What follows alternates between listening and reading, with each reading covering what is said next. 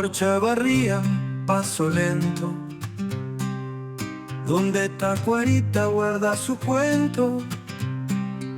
Camino a Batel, río Corrientes, el alma del gaucho siempre presente. Escuchá este comentario en todas las plataformas digitales. Desde Chavarría Corrientes, Argentina. CRN Podcast. Porque no todo es lo que parece.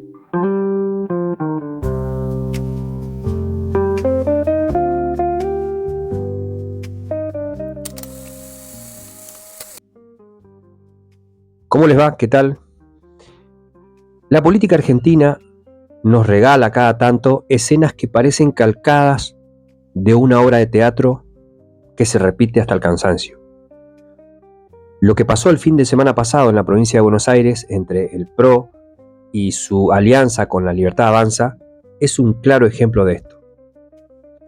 Primero la ilusión, después la decepción y finalmente la palabra amarga que hoy circula entre los dirigentes amarillos, que no dudan en decir que fueron estafados.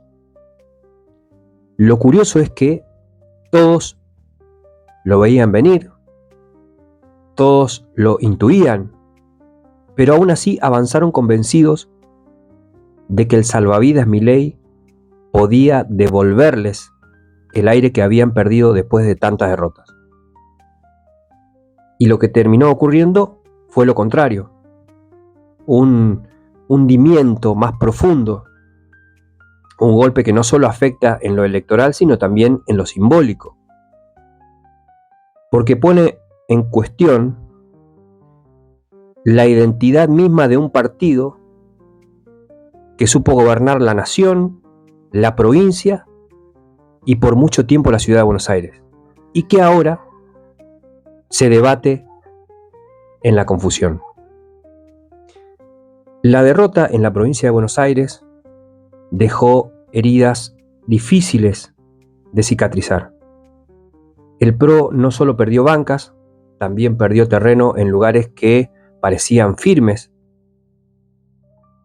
Los votos que esperaban sumar gracias a Milei fueron mucho menos de los que esperaban, a tal punto que los números muestran que la alianza no generó entusiasmo, sino más bien una cierta desconfianza.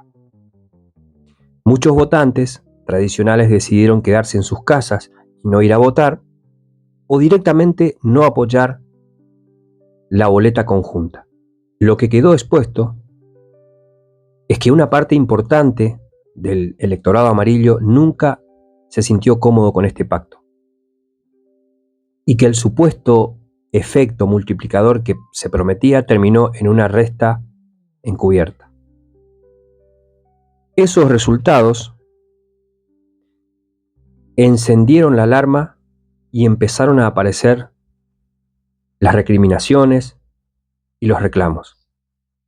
Y ya no en voz baja, ya no en reuniones privadas, sino de manera pública y sin ningún tipo de disimulo.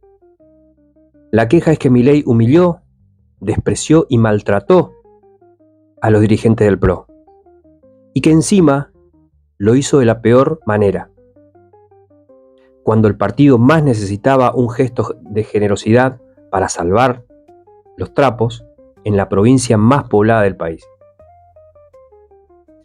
Y detrás de ese enojo también se esconde la figura de Mauricio Macri, que nunca estuvo del todo convencido de ese acuerdo. El expresidente prefirió el silencio, pero cerca suyo siempre dejaron correr la idea de que él ya había advertido que el vínculo con Milei podía traer consecuencias negativas, que la soberbia y la falta de estructura de La Libertad Avanza eran incompatibles con la lógica más organizada del PRO, y que era un error hipotecar el capital político territorial en una aventura personalista. Hoy, con los resultados a la vista, esas advertencias se transforman en acusaciones. No es casual que muchos dirigentes ahora hablen de postmileísmo. Una manera elegante de decir que están pensando en reconstruir el partido sin depender del destino del actual presidente. Este concepto, todavía bastante confuso, encierra una idea clara: no seguir atados a un liderazgo que, lejos de fortalecer, los debilita. El PRO ya no se pregunta si acompañar o no a Milei, sino cómo salir de ese brazo sin romperse por dentro. Porque la fractura claramente ya está, aunque todavía no se diga, ¿no? Hay quienes defienden que fue necesario apostar a esa alianza para evitar un desbande después de las internas de 2023, cuando la pelea entre Rodríguez Larreta y Patricia Bullrich dejó al partido justamente partido en dos. Pero hay otros que sostienen que ese fue el inicio de la decadencia,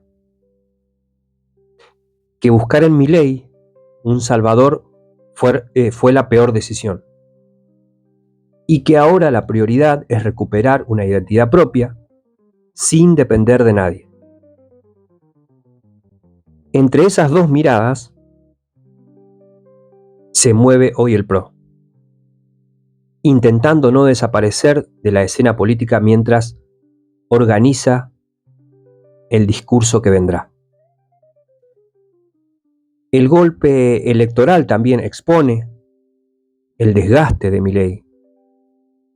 Su figura, que parecía indestructible en 2023, ya no genera la misma fascinación. Su estilo confrontativo, sus decisiones económicas que afectan a sectores sensibles como los jubilados, y a la permanente improvisación en la gestión, desgastan una imagen que se apoyaba en la promesa de un cambio profundo. Y cuando un líder se desgasta, los aliados son los primeros en notarlo. Por eso muchos en el PRO empiezan a pensar en un futuro sin Milei, en un rearmado que les permita volver a ser opción de gobierno sin cargar con los costos de un experimento que hoy luce más fallido que prometedor. Y la palabra estafa, repetida entre los dirigentes, es fuerte porque marca un quiebre de confianza.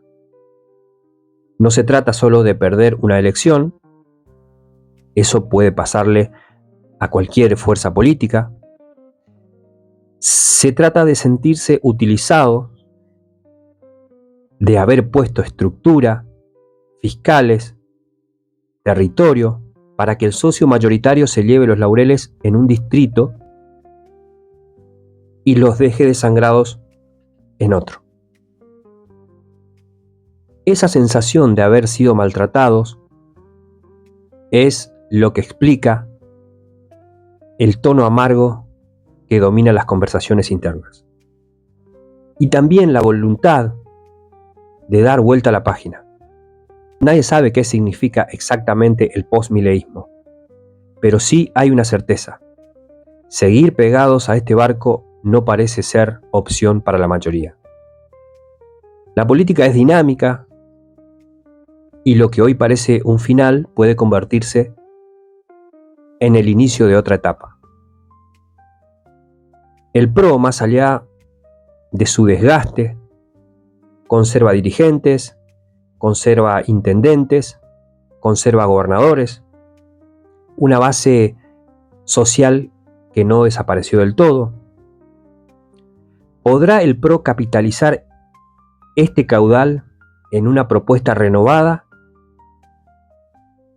o quedarán atrapados en la nostalgia de lo que fueron. Lo cierto es que este traspié bonaerense es un punto de inflexión. El partido tiene que decidir si resigna a ser un títere de un proyecto ajeno o si se anima a reconstruirse con voz propia. Esta respuesta seguramente empezará a definirse después de octubre, cuando los números definitivos marquen con mayor crudeza el alcance de este error. Por ahora, queda la frase que sintetiza la bronca: fuimos estafados. Y de esa herida, que todavía sangra, dependerá el futuro de un espacio que alguna vez se presentó como la gran novedad de la política argentina y que hoy busca desesperadamente un camino de regreso a la centralidad perdida. Seguimos. Bajo los ceibos y su flor roja, la tierra vibra en su voz más floja. Gente sencilla, manos curtidas, viviendo el ritmo en sus propias vidas. Corrientes canta, llora su río, espejo claro de lo que he sido. La naturaleza, su canto eterno, reflejo verde en un mundo interno.